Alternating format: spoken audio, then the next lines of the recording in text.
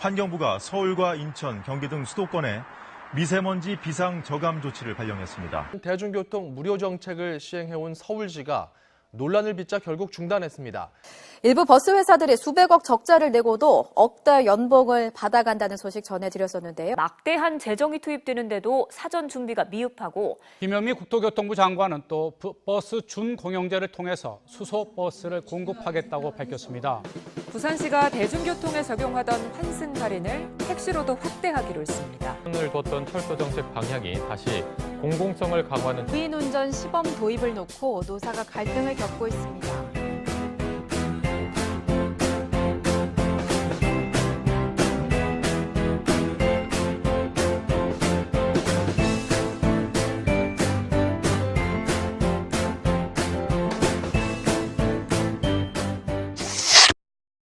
제가 활동하고 있는 공공교통 네트워크는요, 궤도협의회, 그러니까 전국의 지하철, 철도 노동조합과 그리고 녹색교통, 그리고 서울환경운동연합 등 시민사회단체, 그리고 서울 지역의 정당 사무소를 두고 있는 정의당, 녹색당, 노동당 등 정당들이 함께하고 있는 시민사회 네트워크입니다.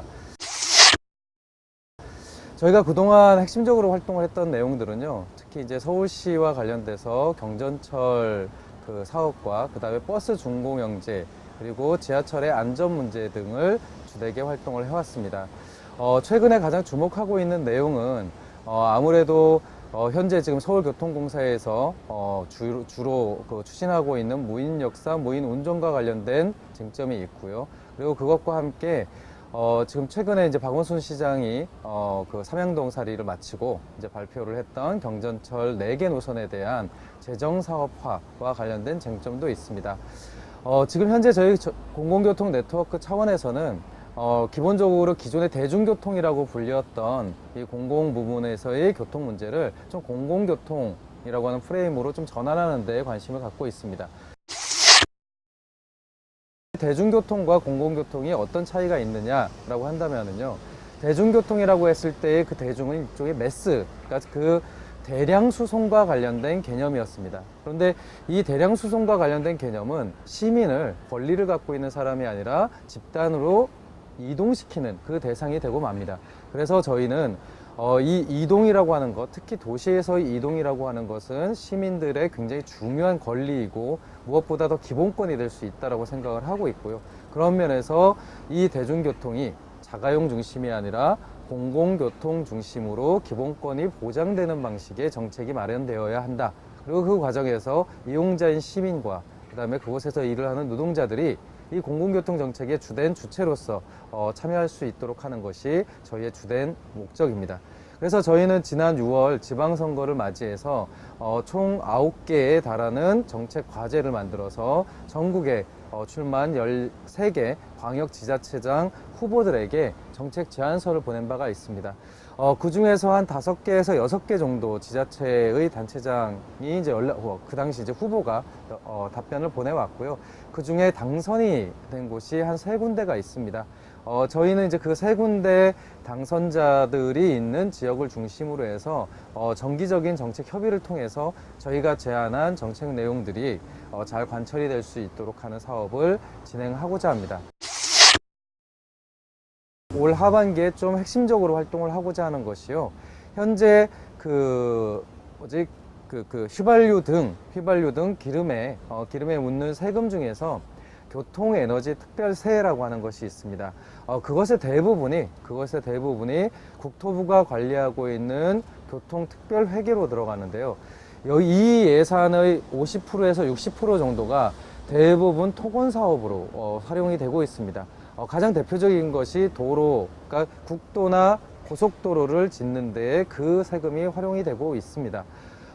저희 입장에서는 오히려 공공교통을 강화하는데 교통에너지세가 사용되기를 바라고 있고요. 그래서 올 하반기에 사회공공연구원과 공동연구 작업을 통해서 교통에너지 특별세의 현황과 그것의 그 개선 방안과 관련된 저희의 대안을 만들 생각입니다. 그리고 내년부터는 본격적인 법 개정 운동을 좀 해서 교통에너지 특별세가 지방자치단체에게 공공교통 지원금으로 활용되는 일종의 분권교부세 형식으로 지급되도록 하는 부분에 좀 목적을 갖고 있습니다.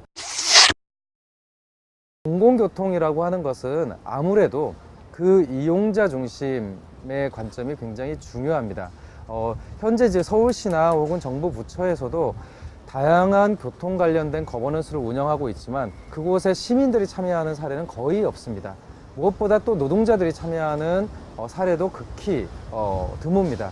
대부분 전문가, 그다음에 사용자 단체들이 공공교통과 관련된 정책을 주도하고 있는데요.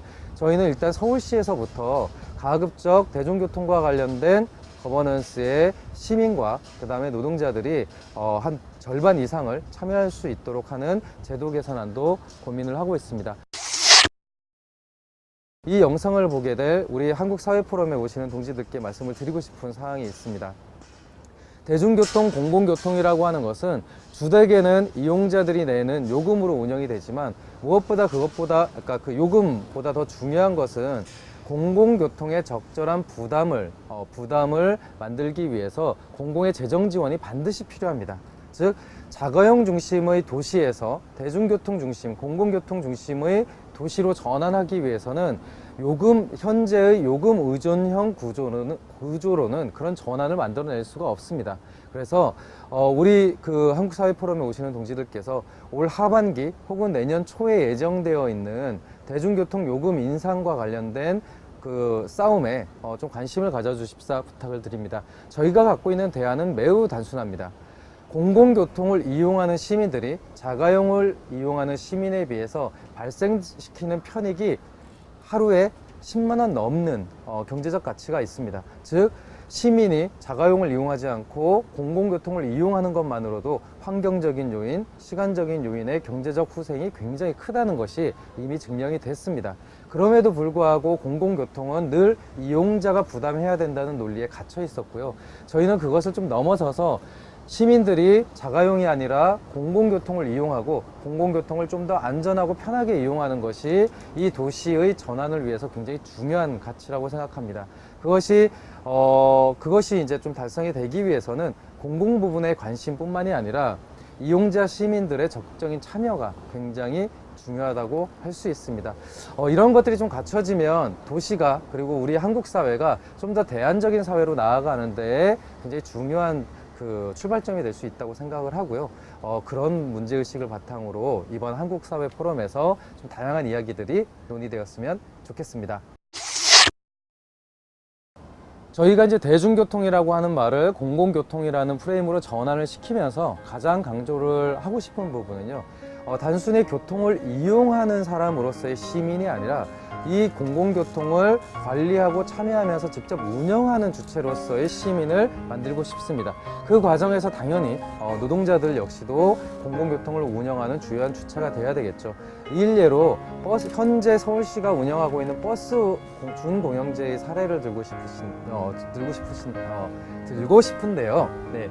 현재 서울시는 매년 3천억에서 4천억 정도 가까운 돈을 버스 사업자에게 버스 준공영제라고 하는 명목으로 지원을 합니다. 하지만 이 버스 업체를 운영하는 데 있어서는 노동자들이나 혹은 그 세금을 납부하는 시민들이 그 경영 과정에 전혀 참여할 수 있는 방법이 없습니다. 그러다 보니까 그 사업자가 그 돈을 받아서 다른 데 투자를 해서 망실을 하거나 혹은 정비 노동자들을 착취를 해서 자기의 이윤으로 갖고 가는 것을 통제할 수 있는 방법이 없습니다. 그런데 만약에 준공영제가 아니라 완전 공영제로 전환을 한다면 이용자 시민의 편익뿐만이 아니라 그곳에서 일하는 노동자들의 편익도 강화될 것입니다.